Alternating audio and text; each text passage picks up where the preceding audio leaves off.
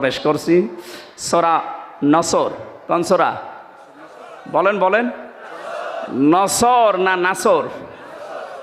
নুন সোয়াদ র। নাসরুন শব্দের শাব্দিক অর্থ হচ্ছে সাহায্য, আর নুন সিন র নাসর মানে ঈগল পাখি। এই জন্য যারা এই সূরাটা পড়তে গিয়ে সোয়াদ না বলে সিন দিয়ে উচ্চারণ করেন, আপনার কিন্তু নামাজ হবে না। কারণ নামাজ ভাঙার কারণ 19টা, তার ভেতরে প্রথম কারণ কোরআন যদি কেউ অশুদ্ধ পড়ে। এবার তেলাওয়াত করবেন শুদ্ধভাবে। আমরা প্রবেশ করছি। ফাউযু বিল্লাহি মিনাশ শাইতানির রাজিম। বিসমিল্লাহির রহমানির রহিম। ইযা জাআ নাসরুল্লাহি ওয়াল ফাত। সূরা নসরে 3টা আয়াত আল্লাহ দিয়েছেন। পুরা কোরআন শরীফে 3 আয়াত বিশিষ্ট সূরা আছে, 3টা: আসর, নসর আর কাউসার। কয়টা সূরা? এর ভেতরে মাত্র 3টা আয়াত আছে। আমার তো যতটুকু কোরআনের উপরে পড়াশোনা করা আছে, এই নসরের ভেতরে আল্লাহ এত কথা দিয়েছেন, তাফসীর আকারে যদি আমি কিয়ামত পর্যন্ত হায়াত পাই, তাও এত কথা শেষ করা সম্ভব না। এত কথা এই সূরার ভেতরে আছে। নসর শব্দের শাব্দিক অর্থ সাহায্য। আল্লাহ বলেন, যখন আসবে আমার সাহায্য তখন আপনি বিজয় দেখতে পাবেন। তাহলে বিজয় আসার শর্ত সাহায্য। বিজয় আসার শর্ত কি? এই 15.5 বছর পরে যে বিজয় এসেছে, এটা আল্লাহর সাহায্যে এসেছে। মাধ্যম বৈষম্য বিরোধী ছাত্র আন্দোলনে যারা জীবন দিল, এরা মাধ্যম। আর যারা 2700 এখনো হাসপাতালের বেডে কাতরাচ্ছে, আমরা এদেশের দায়িত্বে এখন যারা আছেন তাদেরকে আহ্বান জানাচ্ছি, বাংলাদেশে এখনো যারা হাসপাতালে কাতরায়, বিশেষ করে স্বাধীনতা এই যুদ্ধে যারা আহত হয়েছে, প্রত্যেককেই যেন পুনর্বাসন করা হয়, তা সঠিকভাবে এবং স্থায়ীভাবে। কথা বলেন ঠিক কিনা? এরা জীবন্ত শহীদ, কারো চোখ নেই, কারো পা নেই। আমি কুষ্টিয়া হাসপাতালে এই 6 তারিখে গিয়েছিলাম দেখার জন্যে। 5 তারিখে স্বাধীন হয়েছে। 6 তারিখে সকালে গিয়ে দেখি একজনের অন্ডকোষ উড়ে গেছে, একজনের চোখ উড়ে গেছে।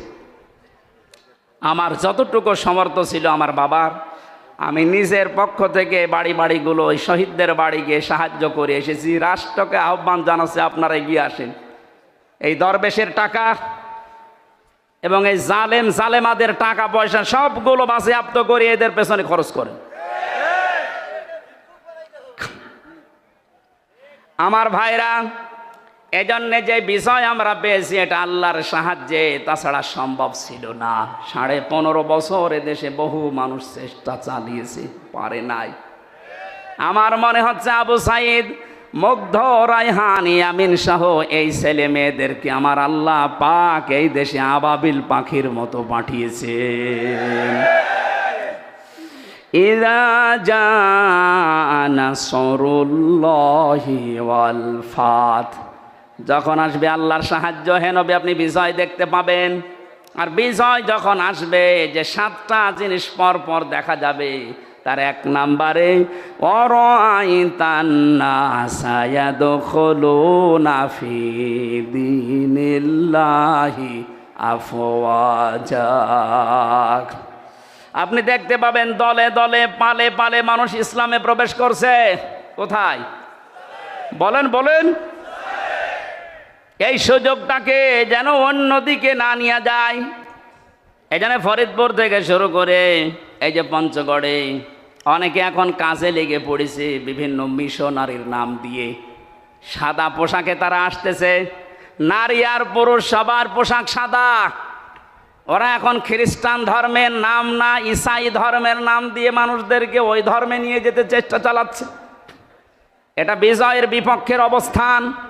বিজয় আসলে আপনি দেখতে পাবেন দলে দলে মানুষ পালে পালে ইসলামে আসবে, খ্রিস্টান ধর্মে আসবে, হিন্দু ধর্মে আসবে, ইহুদি ধর্মে আসবে। এরকম কোনো কথা আল্লাহ পাক ঘোষণা দেননি।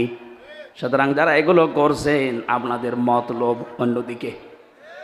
আমি কথা বোঝাতে পারিনি, নিচে নামা যাচ্ছে না, সমস্যা আছে। সুতরাং এগুলো যারা করছেন আপনারা থামবেন। এ দেশের বিজয় মুসলমানেরা যখন এনে দিয়েছে, আল্লাহ যেটা জানাতে চায়, দলে দলে পালে পালো মানুষ ইসলামে আসবে, এইটাই আমরা দেখতে চাই, অন্য কিছু না। সুতরাং ইহুদি, খ্রিস্টান, কাদিয়ানি, অন্যান্য যত নাম নিয়ে মানুষদেরকে ইসলাম থেকে বের করার চেষ্টা চালাচ্ছেন, এদেশের মুসলমানেরা এখনো বুঝে উঠতে পারেনি। যদি বুঝে উঠতে পারে, মাটি তলা পায়ের নিচে কিন্তু মাটি থাকতে দেবে না। কথা বলেন।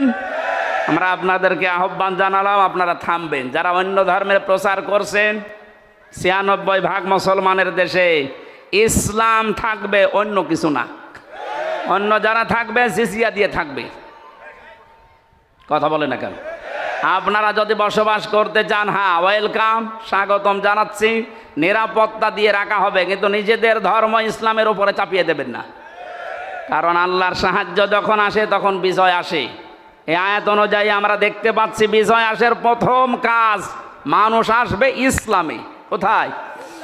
আফওয়াজা শব্দের শাব্দিক অর্থ আলেম যারা আছে জিজ্ঞাসা করেন তো। দলে দলে পালে পালে মানুষ ইসলামে আসবে, এর প্রমাণিত এই যে দিনাজপুরের 10 জন মুসলমান হয়ে গেল। তা আপনি আবার কোত্থেকে কি ঈসাই ধর্ম নিয়ে আসতেছেন? এবার আসেন তো শব্দের দিকে তাকাই। আল্লাহ পাক বলেন, হে নবী, আপনি দেখতে পাবেন মানুষগুলো দলে দলে পালে পালে প্রবেশ করছে ফি দীনিল্লাহ, আল্লাহর দিনে। কার দিন বলেন তো? দিন কার? আরো জোরে। আমাদের নাকি দিন? দিন আল্লাহর। আমরা হচ্ছে দিনের খাদেম, কামলা, লেবার, মনীষ, পাট, যাই বলেন, সার্ভেন্ট, ভিত্ত। আমরা কেউ এ দেশে দিনের মালিক না, আমরা সবাই দিনের খাদেম। দিনের খাদেমে কথা বলতে লজ্জা হয়, শরম লাগে, নিজেকে ছোট মনে হয়। আরে বিশ্ব নবী ছিলেন দিনের খাদেম। প্রচার করতে গিয়ে যখন কাফেরেরা পাথর দিয়ে আঘাত করত, ঢেকে ফেলতেন মারতে মারতে, হযরতে জিবরাইল এসে যখন পাথরগুলো সরিয়ে ফেলেন, নবীজি আহত অবস্থায়, ক্ষত বিক্ষত অবস্থায়, কথা বলতে পারেন না, এমন কঠিন অবস্থায়ও বলতেন, ইয়া আখি জিবরাইল, হে ভাই জিবরাইল, আমার কাজটা সকালবেলা থেকে কি? অন্য কোনো কাজ আছে আমার?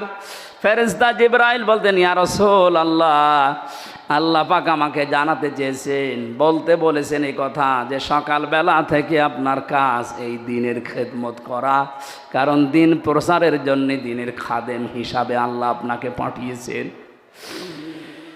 দিনের মালিক নবীজিও না, দিনের খাদেম ছিলেন তিনি। আমরাও দিনের খাদেম। বাস্তবতা এবার সামনে নিয়ে আসছি আমরা।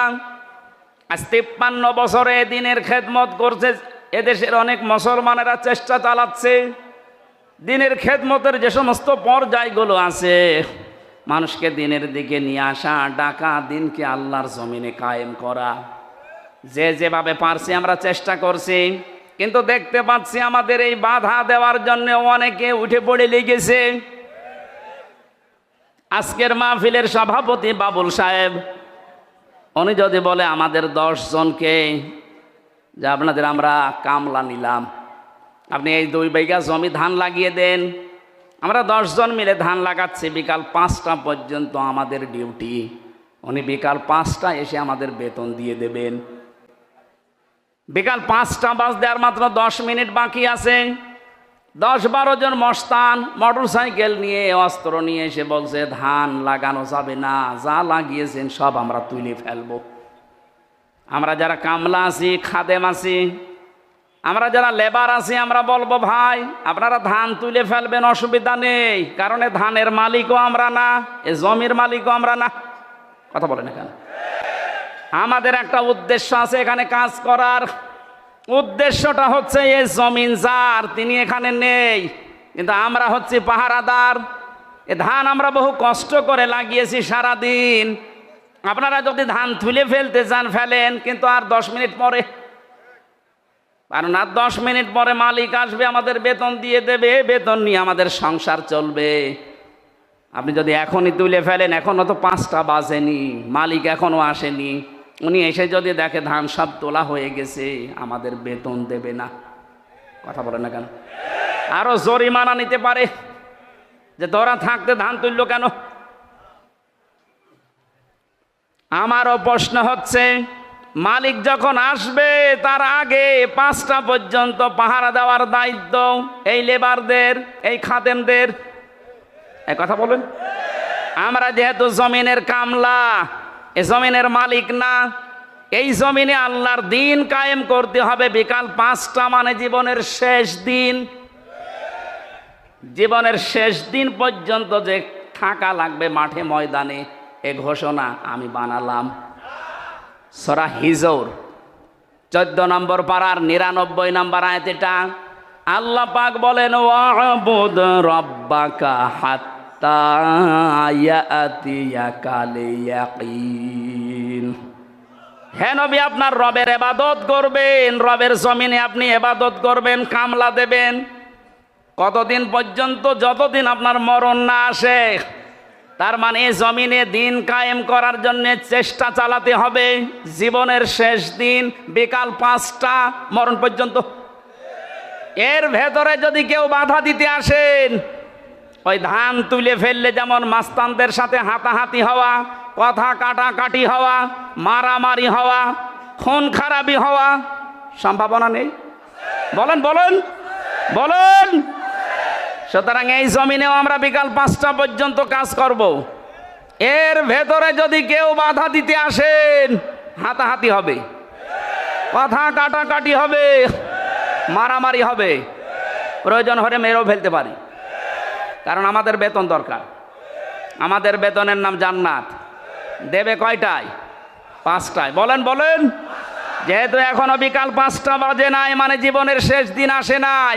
আমার জীবনের মেন কাজ এখন এইটা, কি করে জমিন আল্লাহর দিন কায়েম হয়। এর ভেতরে বহু বাধা দিয়েছিলেন বিভিন্ন কায়দায়, যেগুলো বাধা